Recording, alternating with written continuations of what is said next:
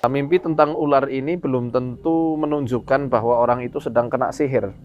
Walaupun dalam kitab-kitab referensi tentang ruqyah syariah yang menjelaskan tentang taskhis atau diagnosa melalui mimpi pasiennya itu, ular termasuk menjadi salah satu ciri-ciri orang yang terkena gangguan-gangguan metafisik. Tapi sekali lagi nggak mesti karena gangguan metafisik, mau ain ataupun sihir, nggak mesti itu. Nah, kalau kita rujuk kepada pemahaman di Al-Quran, ular sendiri itu ada beberapa versi penafsiran.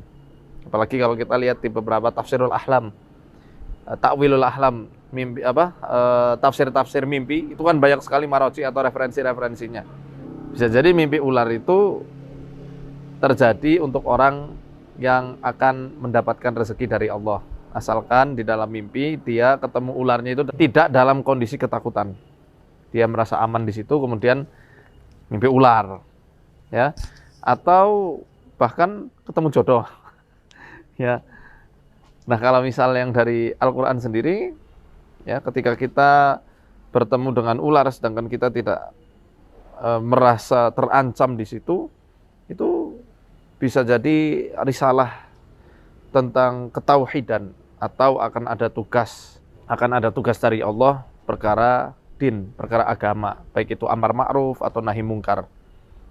Ingatkah kisah ketika Nabi Musa alaihissalam itu pertama kali menerima wahyu di Bukit Tursina, ya, yang diceritakan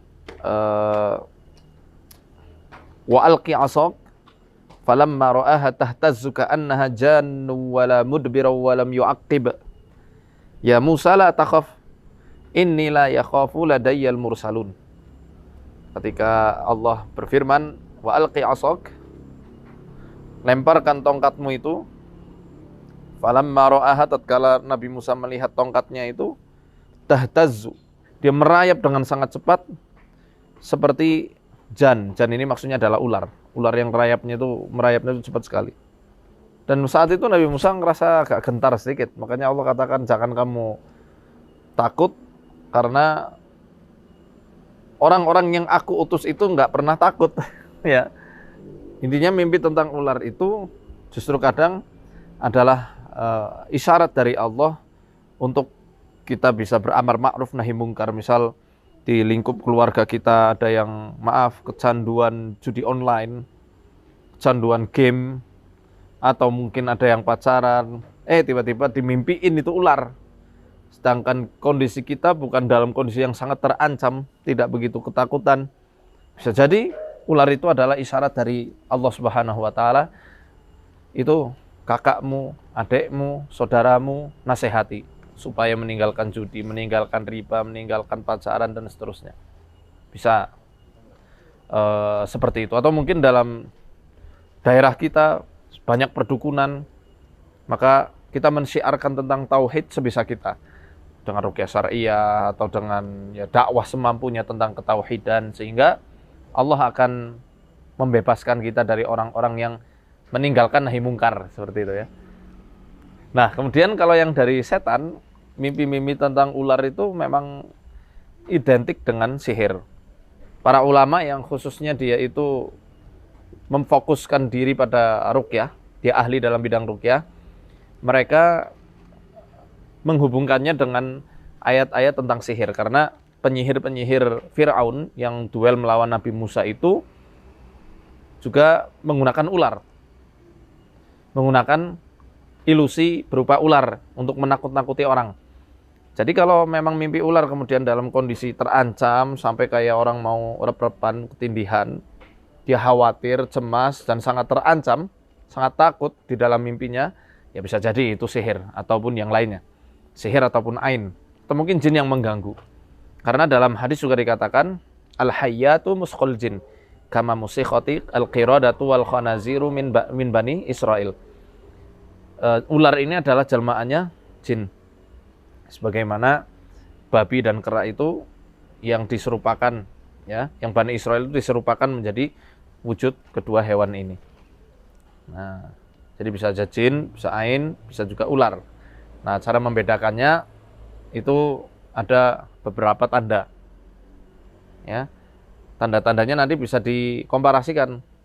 Kita tanyakan, ya, kita wawancara, ada tanda-tanda lain nggak yang mendukung bahwa ini sihir? Misalnya sakit di jam-jam tertentu saja, ada suara letusan, ya, di atap rumah, atau seperti ditusuk gitu di bagian-bagian tertentu, ada bola yang menggelinding ke sana kemari dan panas, ya rasanya, atau kayak ada yang mau keluar melalui sini dari esofagus sampai ke tenggorokan tapi dimuntahkan nggak bisa-bisa, dicek ke medis nggak ada apa-apanya. Nah, ini termasuk ciri-ciri, di antara ciri-ciri umum orang yang kena sihir. Rambut sering rontok.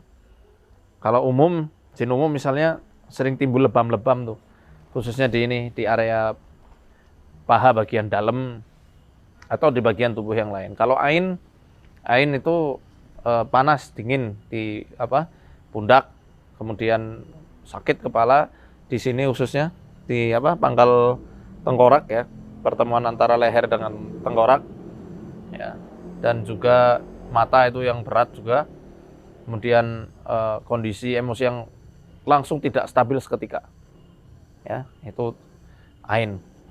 Nah, ada juga saya punya pengalaman yang terjadi di salah satu orang tim saya, ya, di tim saya. Suatu ketika beliau mimpi ular, dan beliau itu merasa risih sekali dengan ular itu, tapi tidak dengan kondisi yang sangat terancam maupun khawatir. Akhirnya waktu itu kita takwilkan ini ada orang yang berusaha merongrong otoritas dari antum. Ya, saya bilang waktu itu ke teman saya karena dia waktu itu adalah menjadi ketua. Kita amanahkan menjadi ketua di salah satu cabang kami. Ya. Ternyata ada satu anggota yang memang dia itu suka ngerecoki kebijaksanaan dari ketua ini. Dan menurut beliau memang orang itu kadang suka bikin fitnah. Makanya kita takwilkan bahwa ular ini adalah menjadi musuh dalam selimut yang diam-diam bisa mematok kapan saja. Jadi ini takwil mimpi itu luas, nggak mesti ular itu harus masalah sihir saja. Jangan-jangan itu adalah perintah dari Allah, isyarat dari Allah untuk nahi mungkar, untuk amar ma'ruf, untuk berdakwah, untuk menegakkan tauhid.